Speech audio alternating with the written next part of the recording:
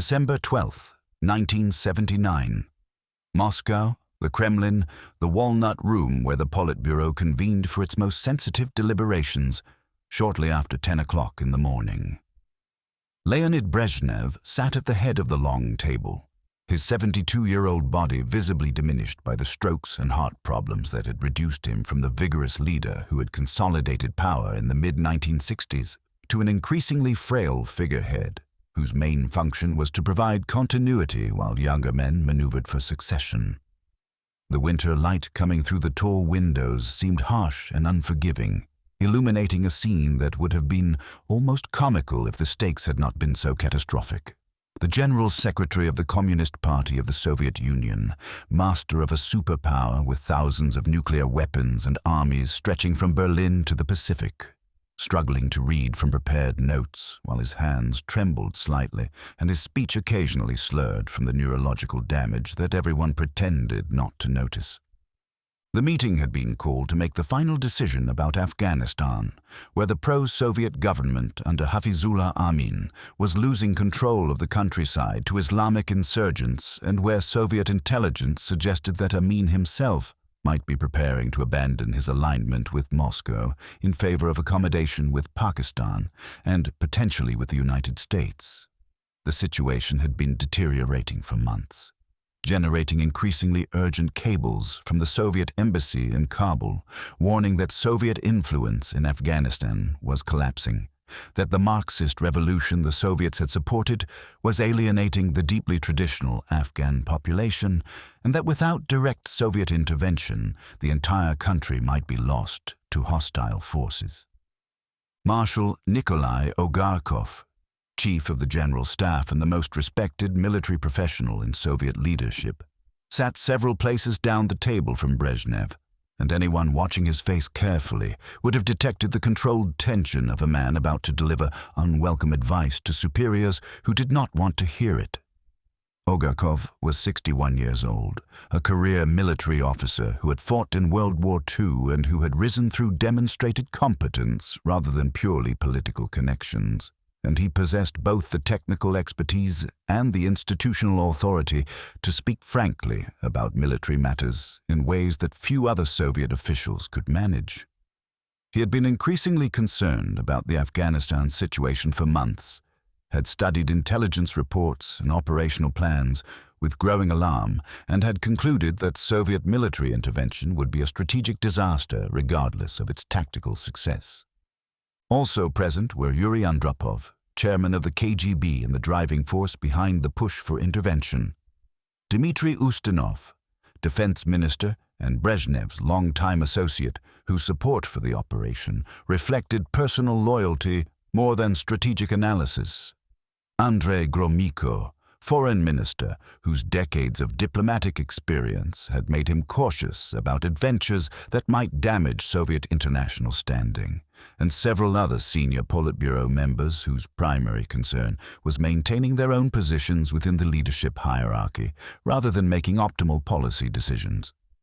The atmosphere in the room reflected the sclerotic dysfunction that had overtaken Soviet leadership as the revolutionary generation died off, and was replaced by cautious bureaucrats whose main skill was survival rather than innovation. Brezhnev himself embodied this decline, having entered office in 1964 as a compromise candidate who was supposed to provide stability after Khrushchev's unpredictable reforms, and having succeeded so completely in providing stability that the entire system had calcified into rigid adherence to established patterns, regardless of whether those patterns still served Soviet interests. The meeting began with Andropov presenting the KGB's assessment of the Afghanistan situation, delivered in the dry bureaucratic language that characterized Soviet official discourse, but conveying an underlying urgency that was unmistakable.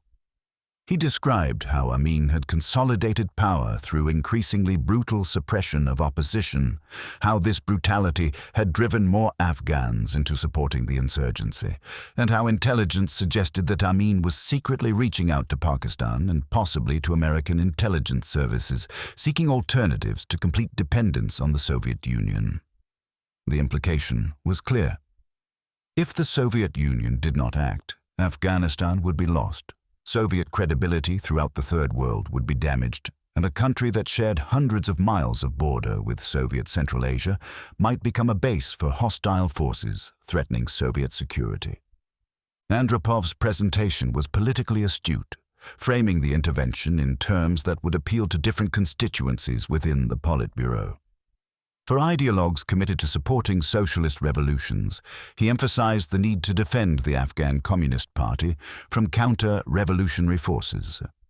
For security officials worried about Soviet borders, he stressed the danger of allowing an unstable, potentially hostile government to control territory adjacent to Soviet Central Asia. For Brezhnev personally, he invoked the doctrine that bore Brezhnev's name, the principle that once a country had embarked on the socialist path, the Soviet Union had a responsibility to ensure it did not retreat into capitalism. Ustinov followed with the military's operational assessment, describing how Soviet forces could secure Kabul and other major cities within days, how airborne divisions could be deployed rapidly to seize key objectives, and how the intervention could be accomplished with minimal Soviet casualties if executed properly.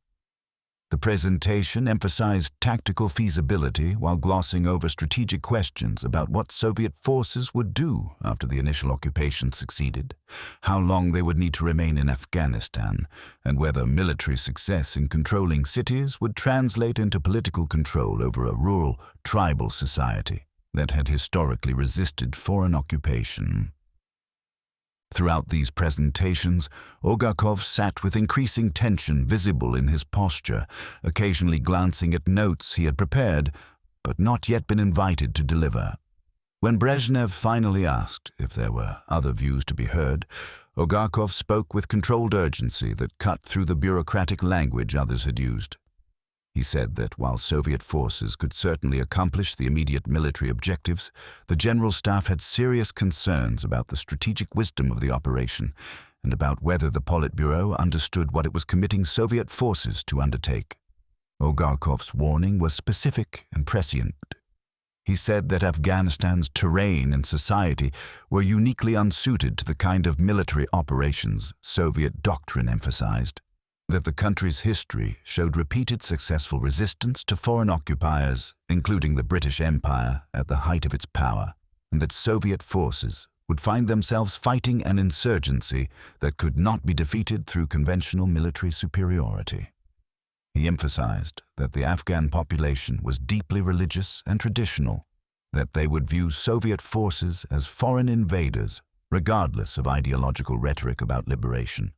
and that neighboring Pakistan would provide sanctuary and support to resistance forces that would make the insurgency sustainable indefinitely. Most significantly, Olgakov warned that international reaction would be severe, that the intervention would destroy what remained of détente with the United States, that it would unite NATO in opposition to Soviet actions in ways that no amount of propaganda could overcome, and that it would consume Soviet military resources that were needed for modernization and for maintaining readiness against NATO in Europe.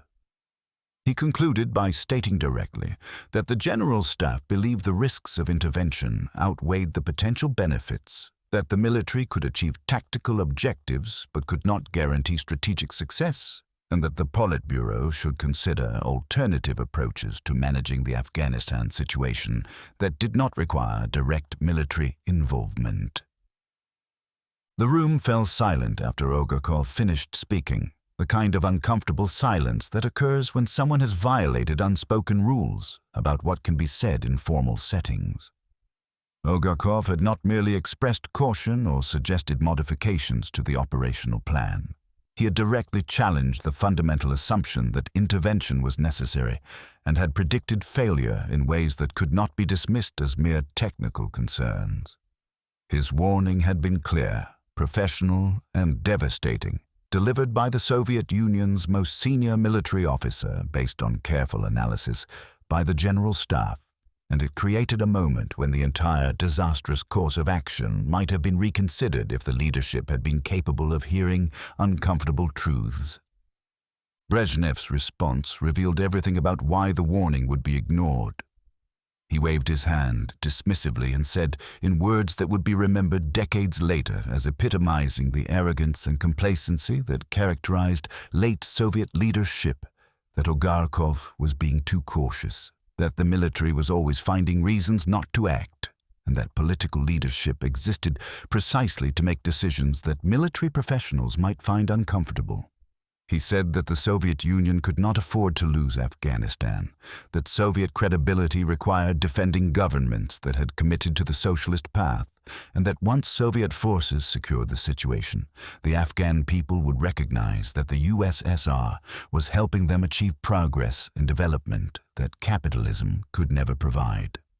The psychological dynamics that led Brezhnev to dismiss Olgarkov's warning were complex and multi-layered, reflecting both his personal limitations and the broader dysfunction of Soviet leadership.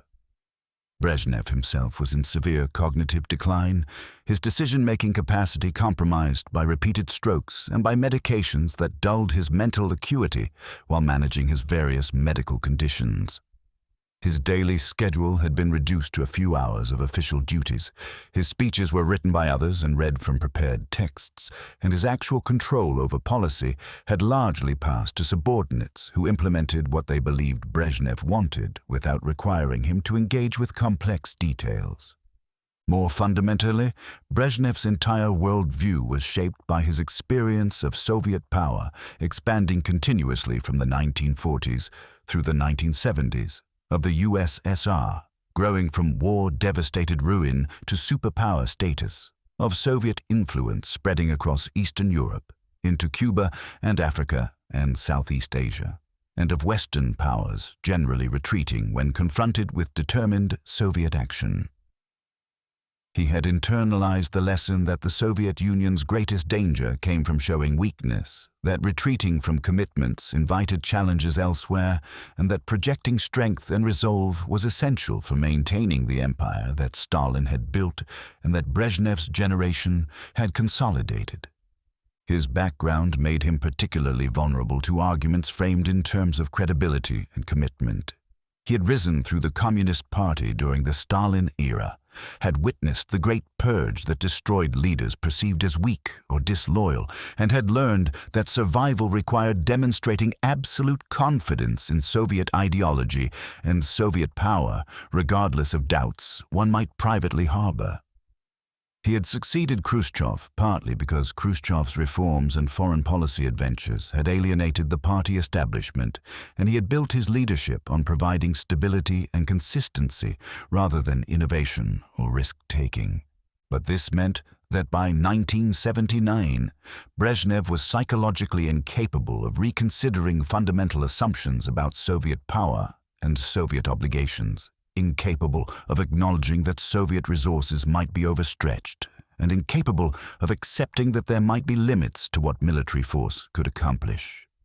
Olgarkov's warning threatened the entire framework through which Brezhnev understood the world, suggesting that Soviet power was less omnipotent than ideology claimed,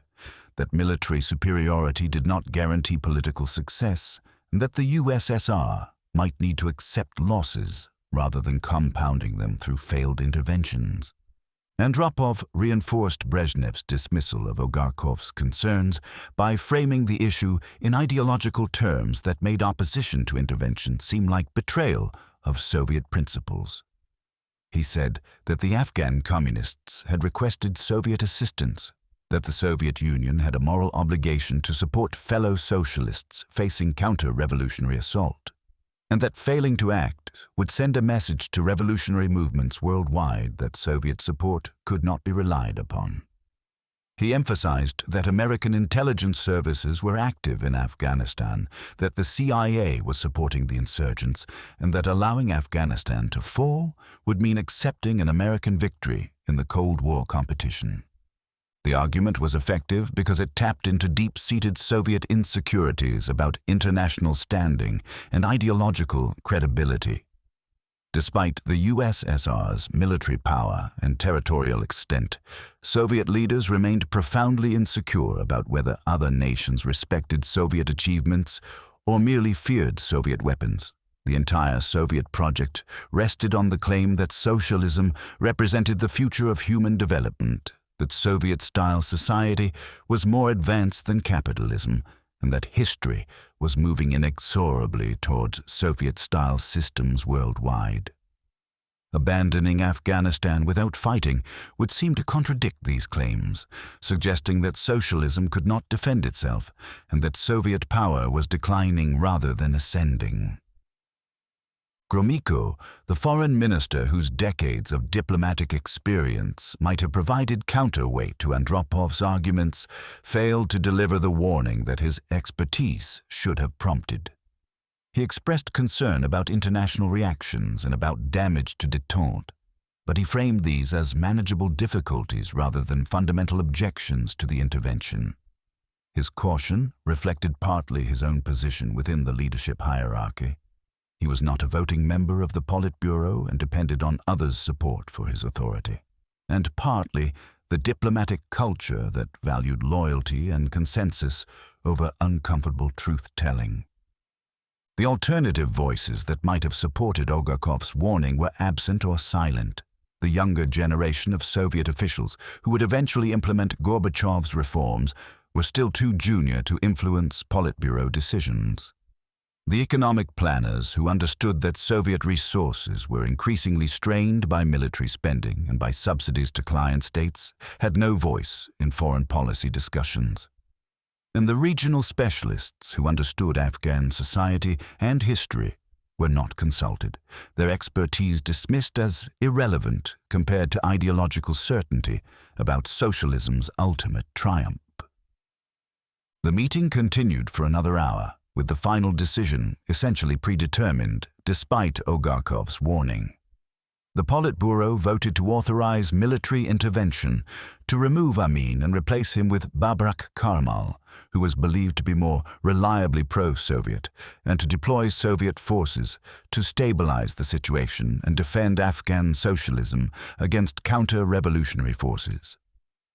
The operational planning was delegated to the Defense Ministry and the General Staff, with instructions to execute the intervention as rapidly as possible to present the world with an accomplished fact before international opposition could mobilize effectively. Olgakov left the meeting knowing that his warning had been ignored, that Soviet forces would be committed to an operation he believed was strategically unsound, and that he would be responsible for implementing military operations whose ultimate failure he had predicted. He would later write in his private journals about the frustration of watching political leadership make decisions based on ideological assumptions and personal vanity rather than realistic assessment of what military power could achieve. But at the time, he could only return to the General Staff and begin the detailed planning for an intervention he believed was doomed. The invasion began on December 24, 1979, with Soviet airborne divisions seizing Kabul airport and key installations, while motorized rifle divisions crossed the border in multiple columns. The initial military operations succeeded exactly as Ustinov had predicted, Soviet forces securing major cities within days and installing Karmal as the new leader with minimal resistance. For a brief moment, it appeared that Brezhnev's confidence had been vindicated and Olgakov's concerns had been exaggerated, that Soviet military superiority had overcome the difficulties that cautious professionals had anticipated. But within weeks, the pattern that Olgakov had warned about began to emerge. Soviet forces found themselves not fighting a conventional army that could be defeated through superior firepower, but rather confronting an insurgency that avoided direct combat, struck at Soviet supply lines and isolated positions, and gradually took control of rural areas that Soviet forces lacked the manpower to effectively occupy. The Afghan population, rather than welcoming Soviet forces as liberators, increasingly viewed them as foreign invaders, and the resistance grew stronger rather than weaker as Soviet military operations alienated civilians and drove more Afghans to support the Mujahideen. The international reaction was even more severe than Olgakov had predicted. President Carter, who had been attempting to maintain détente despite growing domestic political pressure from conservatives, responded to the invasion by withdrawing the SALT II treaty from Senate consideration, imposing economic sanctions on the Soviet Union, and organizing a boycott of the 1980 Moscow Olympics that delivered a devastating blow to Soviet international prestige. NATO countries that had been divided over how to respond to Soviet military buildup united in condemning the invasion and in supporting increased military spending to counter Soviet power. Most significantly, the United States began covertly supplying sophisticated weapons to the Mujahideen through Pakistan, transforming the conflict from an Afghan resistance movement into a proxy war between the superpowers. The consequences of ignoring Olgakov's warning extended far beyond the immediate military situation in Afghanistan. The war consumed Soviet resources that were desperately needed for economic modernization, with estimates suggesting that the USSR spent between $3 billion and $5 billion per year maintaining the military presence in Afghanistan. The casualties, ultimately exceeding 15,000 killed and tens of thousands wounded, created a Soviet version of the Vietnam Syndrome, with veterans returning traumatized and disillusioned to a society that did not want to acknowledge what they had experienced. The corruption and demoralization that infected Soviet forces in Afghanistan spread throughout the military, damaging the Red Army's effectiveness and prestige in ways that would take decades to repair. Most fundamentally, the Afghanistan intervention accelerated the delegitimization of Soviet power, both internationally and domestically. The gap between propaganda, claims about defending socialism, and the reality of a brutal occupation became impossible to ignore, even within the Soviet Union, where press censorship prevented honest reporting about the war. The younger generation that would eventually support Gorbachev's reforms was partly shaped by recognition that the Soviet system was capable of catastrophic mistakes that it could not acknowledge or correct, that ideology had become a barrier to rational policy making, rather than a guide to understanding reality. Brezhnev himself lived only 3 more years after the invasion, dying in November 1982, without ever acknowledging that the Afghanistan intervention had been a mistake or that Olgakov's warnings had been prescient. His final years were characterized by increasing physical and mental deterioration, with power effectively passing to a collective leadership that lacked the authority or vision to reverse course in Afghanistan or to address the broader problems of economic stagnation and ideological exhaustion that were eroding Soviet power from within. The alternative scenario, wherein Brezhnev had heeded Olgakov's warning and rejected military intervention in favor of accepting the loss of Soviet influence in Afghanistan, remains one of history's great counterfactuals. Would the Soviet Union have survived without the Afghanistan disaster? Would accepting defeat in one peripheral state have encouraged challenges elsewhere that hastened Soviet collapse? Or would avoiding the enormous costs of the Afghanistan war have provided resources and time for reforms that might have made the system more sustainable? The most likely answer is that Afghanistan accelerated Soviet decline but did not cause it, that the fundamental problems of economic inefficiency and ideological sclerosis would have eventually forced either reform or collapse, regardless of whether the USSR became entangled in Afghanistan. But the war eliminated options, consumed resources that might have been used for economic development or military modernization, and delegitimized Soviet power in ways that made subsequent attempts at reform more difficult. If Brezhnev had accepted Olgakov's warning, the USSR might have had additional years to address its underlying problems before crisis forced radical change. The psychological dynamics that led Brezhnev to ignore the warning reflected broader patterns that have characterized declining powers throughout history. Leaders of failing empires consistently demonstrate a combination of cognitive rigidity that prevents them from acknowledging changed circumstances, ideological certainty that immunizes them against uncomfortable facts, and personal vanity that makes accepting limitations feel like betraying everything they have worked for. Brezhnev in 1979 exemplified all these patterns, unable to recognize that Soviet power had reached its limits, unwilling to accept that military force could not solve every problem, and incapable of seeing that what he perceived as strength was actually the rigidity of impending collapse. The meeting where Ogakov's warning was dismissed thus represented a moment of tragic choice, when the accumulated dysfunctions of Soviet leadership transformed what should have been a routine policy decision into a catastrophe that would help bring down a superpower. An aging, cognitively impaired leader surrounded by sycophants and ideologues made a decision that a more honest assessment would have recognized as disastrous, and a military professional who understood the reality was ignored because his expertise contradicted what political leadership wanted to hear. The philosophical implications extend to fundamental questions about how political systems make decisions under conditions of decline, about the dangers of leadership that is insulated from accountability and feedback, and about the costs of ideological certainty when confronting complex realities. Brezhnev's dismissal of Ogakov's warning demonstrated how institutions can become self-destructive when their decision-making processes privilege loyalty and ideological conformity over expertise and realistic assessment.